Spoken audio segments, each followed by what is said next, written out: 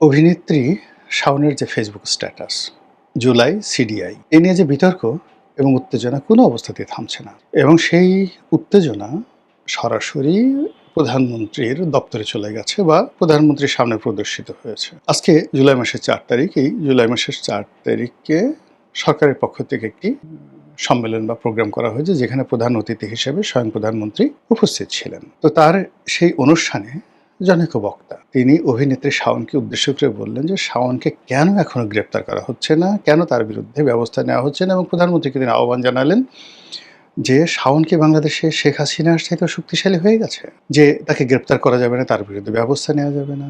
এবং প্রধানমন্ত্রী সঙ্গত কারণে এই ধরনের বক্তব্য যখন তিনি শুনলেন, তার যে মুখ, তার যে বডি ল্যাঙ্গুয়েজ, সঙ্গত কারণে মনে হচ্ছিল তিনি খুব বিব্রত। এবং অন্যদিকে যে জুলাই যোদ্ধাদেরকে নিয়ে যে সকল বক্তা বক্তব্য দিলেন, তাতে করে মনে হলো যে আগামীর রাজনীতিতে ভীষণ রকম কতগুলো অশনির সংকেত এই সম্মেলনে রচিত হয়ে গেল। সম্মেলনের পরে খাবারের আয়োজন করা